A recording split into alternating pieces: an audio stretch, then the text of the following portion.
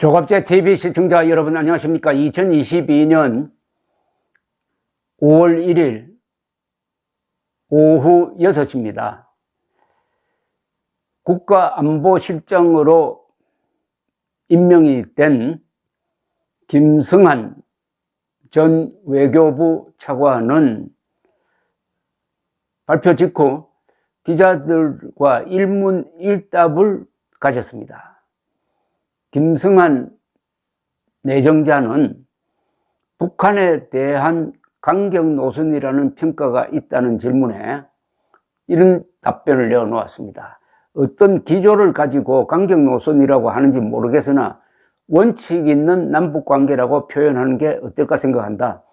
북한과의 관계를 무조건 따라가는 관계로 보기보다는 동등한 입장에서 비핵화라든지 비핵화를 통한 평화와 번영 구축이라든지 이렇게 이끌어 나갈 수 있도록 이미 윤석열 당선인께서 후보 시절 피력을 해왔기 때문에 원칙 있는 남북관계 정상화를 위해 노력하겠다는 입장이라고 했습니다.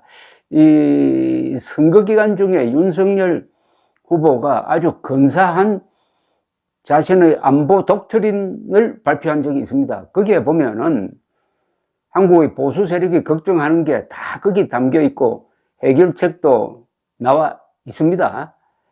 특히 중국에 대해서는 상호 존중해야 한다라고 함으로써 문재인 대통령의 비겁한 산불 정책을 폐기할 것임을 명백하게 밝힌 적도 있었습니다. 김성한 내정자는 현재는 포괄안보의 시대에 살고 있다.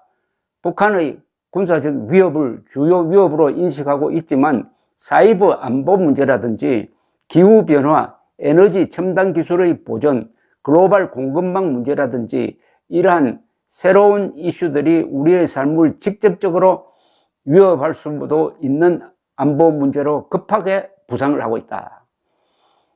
그러면서 포괄안보의 시대에 살고 있다고 볼 수 있다.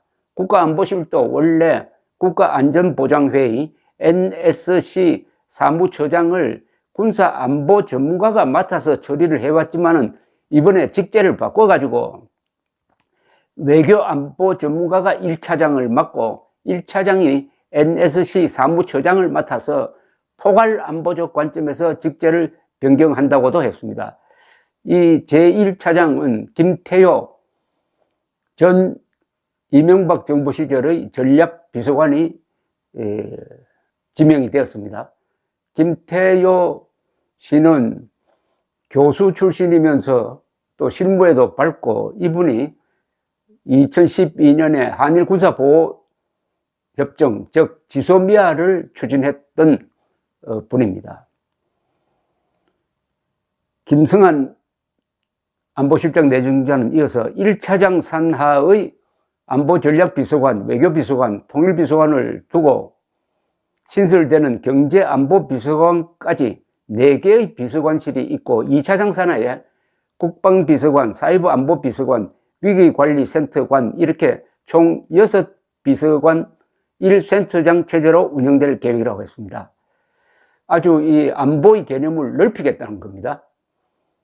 이러한 포괄안보적 관점에서 국익을 최우선으로 하는 당당한 그리고 튼튼한 안보를 구현하기 위해서 최선을 다하도록 하겠다.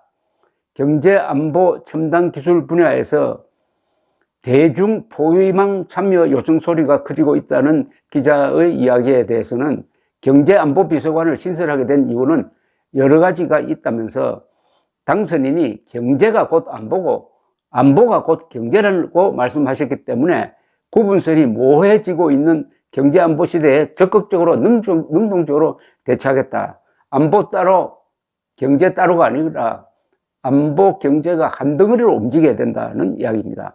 대중 포위망 이런 것들은 경제안보 시각의 핵심이 아니다. 그렇기 때문에 국익의 관점에서 어떻게 공급망을 안정화시킬 것인지 초격차를 어떻게 유지할 것인지를 고민해서 복합적, 포괄적으로 대처해 나갈 것이라고 했습니다. 이 이야기를 들어보니까 정권 교체를 한 보람이 있는 것 같습니다. 한번 생각해 보십시오. 오늘 안보실장 김성한 제1차장 김태효 이런 분들의 진용을 보면서 또 미리 지금 내정된 박진 외무장관 후보자, 그리고 이종섭 국방장관 후보자, 이런 분들의 진용을 보면은 한미일 동맹파입니다. 한미일 동맹파, 그리고 경험과 이론이 겸비된 아주 인류 인사들이 안보팀을 구성하게 되었습니다. 이러니까 안심이 됩니다. 이게 바로 정권교체의 제1의입니다.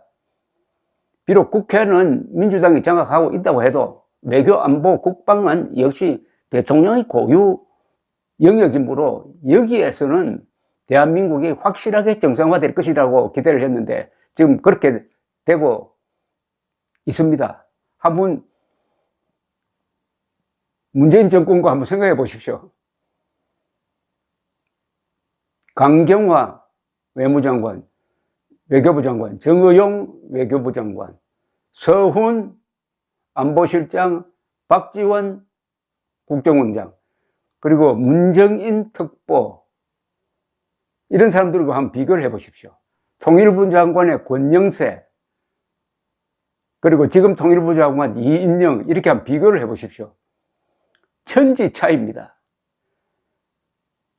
인물도 다르고 실력도 다르고 이념 지향도 다르고, 이러니까 윤석열 안보팀의 마음이 놓인다 이겁니다. 이렇게 해서 3월 9일 대선 승리의 보람을 지금 느끼는구나, 맛보는구나 하는 느낌을 받습니다. 김승한 안보실장과 정의용 안보실장, 서훈 안보실장을 인물을 한번 비교해 보시기 바랍니다. 자, 이렇게 되면은 이제 우리가 우크라이나 사태로 빚어진 이 새로운 국제 환경 속에서 대한민국은 해양 문화권에 속하고 자유세계의 일원으로서 그 코어가 되는 한미일 동맹을 기반으로 해가지고 북한의 핵 장난에 대응하고 시진핑의 아주 오만한 패권주의에 대응할 수 있게 되는 것입니다. 이게 대한민국 생존의 기반이 되는 것입니다. 다만 하나 아쉬운 게 있습니다.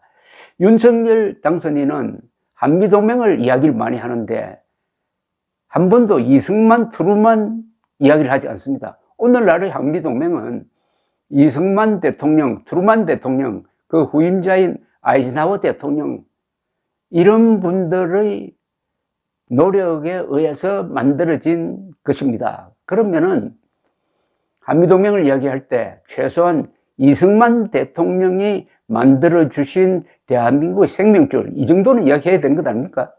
그렇게 되면 이게 국민교육이 됩니다. 그리고 듣는 사람이 얼마나 기분이 좋습니까? 윤석열 당선인은 고마움을 아는 사람이구나.